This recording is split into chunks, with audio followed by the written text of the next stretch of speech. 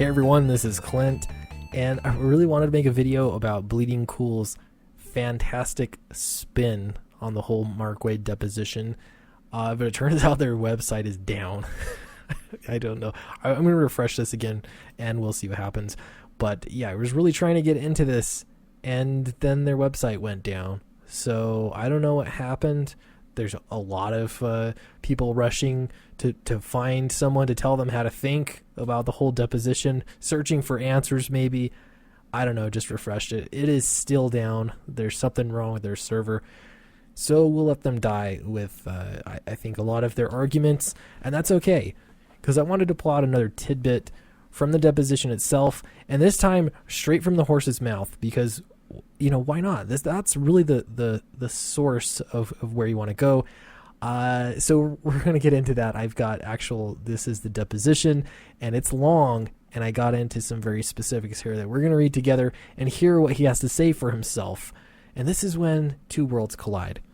But first, I want to let you know that I've got this book called Downcast, and it's on Indiegogo right now. We have passed $18,000. Thank you, everybody. You watched the video yesterday. It rallied around me, and it was really, really great. Keep in mind, it's not just me. This is, this is financing a creative team. It's so great to be able to put artists to work like Nacho Lazaro, pay Eric Weathers, give the printer some work, all that kind of stuff. So this is really great to be able to break into comics without having to rely on people like Mark Waid, because he's going to be the kind of person that just closes the route unless you agree with him 100%. But I wanted to show you this. First two, Deadbeats is gaining on me. I am ahead. We're at 18,000. They're at 17,734, but they're close, and they're more in their bump still, at the end of their bump, and I've leveled off a little bit, but we're ready to kick it into full gear. I want to hit 20,000 this week. That'll give everybody the brand new cover. It's going to be a spot gloss UV cover, which is really nice. Everything's matte except for you haven't decided yet. Probably the characters themselves will be glossy. It'll be really great. So if you haven't backed it yet, please do. It's in the description below. All right, so we're jumping into this deposition. I did a live stream last night, and it was really funny to go through some of the specifics. And as more of the evidence comes out, it really is quite entertaining. None of the videos I make are long enough to really go over the whole deposition. It's crazy. So I think I'm going to be pulling out segments here and there, and as I find information, give you my thoughts on it. But this was a particularly juicy part. This is some words that he said on video that I was really hoping that he would have to eat, and lo and behold, today is the day, or when they recorded this deposition, this is the day when he had to eat those words. Okay, so here's a little excerpt from audio recording, and this is Mark Waid. He says, and the myth was, and the rap was, that comics was not interested in creating conservative creators. Okay. And we're throwing conservative creators out. That's not the case at all. It's a lot of conservative creators at comics. We're throwing a-holes out. That what we're doing, and for every conservative a-hole we don't work with in comics, there's 10 liberal a-holes. Okay, you've heard this quote before, right? It's kind of a go-to. Like, it has nothing to do with your political points of view. It just has to do with the fact that you're a jerk. But if this is true, then how is it that Mark Waid is still working in comics? Okay, we don't work with in comics, so there's no political yardstick here. I beg to differ. He continues, these guys created they did their comic great, awesome, and then they started doing things like making a list of man, he just sounds so unsure of everything that he's saying. There was a bunch of stories that decided they were going to carry the comic, so these guys made a list of those stories and their phone numbers and the names, first and last of all their employees. Okay, Mr. Bryan, this is, I guess, a lawyer question. And again, you're referring to this comment to Mr. Meyer, correct? The list of employees that you testified about earlier, excuse me. I'm sure he terrified them as well. Objective form, you're going to see that come up a lot. Question, or is that a reference to someone else? Answer, this is Mark Waid. It's a more general statement to what it, not necessarily to him, but to the people who are working on this book. Did anyone besides Mr. Meyer, to your knowledge, circulate a list of stores and their phone numbers? No, not that I recall, no. Okay. Eating your words. And that's the idea. Okay, so they're playing more of the recording here. That is page 59. They number these really in a strange way. Okay, so he's pausing the recording. He says, again, intended to suggest that there was, in fact, an implied direction to harass the stores and their employees. Absolutely, Waid says. Okay, back to the tape. They record more, and then they pause again. Is this the excerpt you're referring to? Yes, correct. And you're using the term they, in quotes, they, but what you're really referring to is Mr. Meyer, are you not? The witness says they harass. When they harass, you mean, in that context, they harass. They do this, yes. Question, okay. The audio recording states as follows. And my feeling is, look, let the baby have his bottle.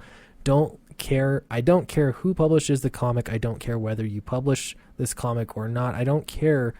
But you did care, though. I'm sorry. I'm going to pause it here. You did care. You cared enough to call. Now, after the fact, you pretend like you don't care. Like it's water on the bridge. None of it matters. Okay, now here's the part I really enjoy. I'm going to pause it here. This is, again, a lawyer. I'm going to pause it here. What did you mean here when you said, before we burn this place to the ground, referring to your conversation with Mr. Dunn? You see, he says we, because he uses the term they and we quite often. When he says they, he's, yes, referring to Richard C. Meyer, he's referring to Yaboyzak, but he's also referring to you. He's referring to anybody that disagrees with him. It's just that he, diversity in comics was this focal point for him. It was an embodiment of everything that he hated, and he projected everything he hated on Richard C. Meyer so that he could have some kind of a scapegoat, have some kind of a target. And at the same time, he views himself as the group of people that is fighting against, that is burning this place to the ground, in his own words. So now he's got it back out. He says, in explanation of that, he says it was a hyperbolic statement that before the industry as a whole decides to condemn them, let's find out what they really knew. Okay, so you're okay with condemning them. You're okay with the whole industry, as in we, as in you. You're accepting that figurehead position. You're okay with them burning Antarctic Press to the ground, as long as they knew what Yaboyzak's political positions were and some of the mean things that he said to people online. If they understood that stuff and knew it, then it's okay to burn them to the ground. Do you see how crazy this is? The logic here is insane. And when you have to explain this to a group of lawyers that know nothing about it, I mean, I've had to explain Comicsgate to several family members who have no idea, and it's one of the weirdest conversations to have, especially when somebody's not into comics and they don't understand the whole political landscape. You explain it all, and it still doesn't make sense. You can just see this sort of blankness behind their eyes, like, what? Okay. Can you imagine that same look in these lawyers' face? Can you imagine the jury when they have to listen to this and they're going to have that same look on their face of total and utter confusion over why this is even an issue? Okay, so he says they want to give them the benefit of the doubt that they weren't aware, because if they were aware, it would be okay to burn their business to the ground. Question, were you conveying that they had not changed his mind? You would have been one of the people burning this place to the ground, metaphorically speaking. Because remember, Waid said we earlier on. It's just right up here, look. We burn this place to the ground. Now the lawyer's asking, are you implying that you would metaphorically, your own hyperbole, but you would be the one burning this to the ground? You'd be among the mob burning it to the ground. And Waid answers no. So which is it then?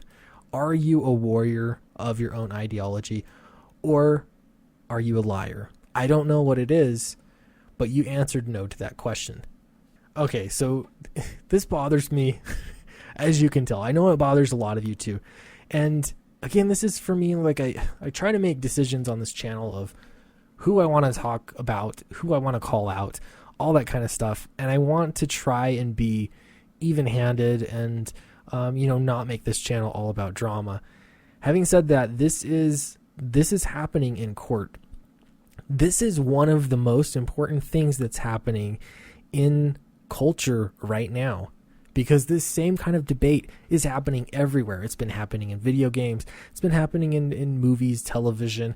It's been happening in book publishing, like, prose books. We've had the whole issue a couple months ago, and it's happening in comics, and it's going to happen elsewhere. And so the fact that there is legal precedence that is happening now, this is going to decide the future of what activists are allowed to do to culture, what they're allowed to do to you, and prevent you from participating in any kind of creative pursuit, especially at a professional level where you might be making some money. So I'm sorry, I've got to talk about this.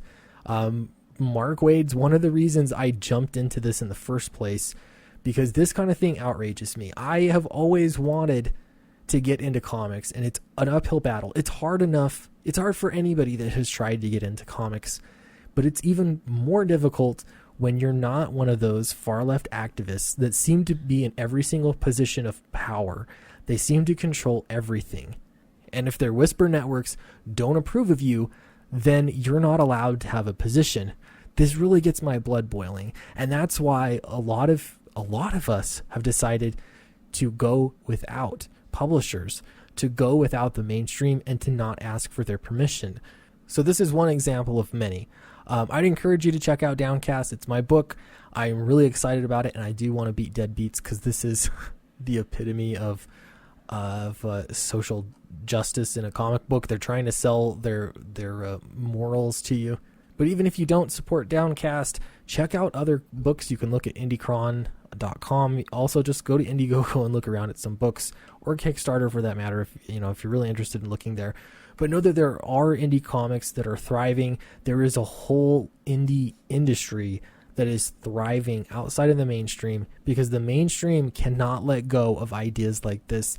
They're bitterly holding on to this anger and hatred for anybody with a different personality, opinion, anybody that's willing to criticize them or call them out on all of their bad actions. So let me know what you think in the comments below. I'd be really interested to know your thoughts on this. I know there's a ton of material to go over, and I don't want to go over all of it, but I did want to go over this part because it did have some meaning to me, and I think that there's more beneath the surface.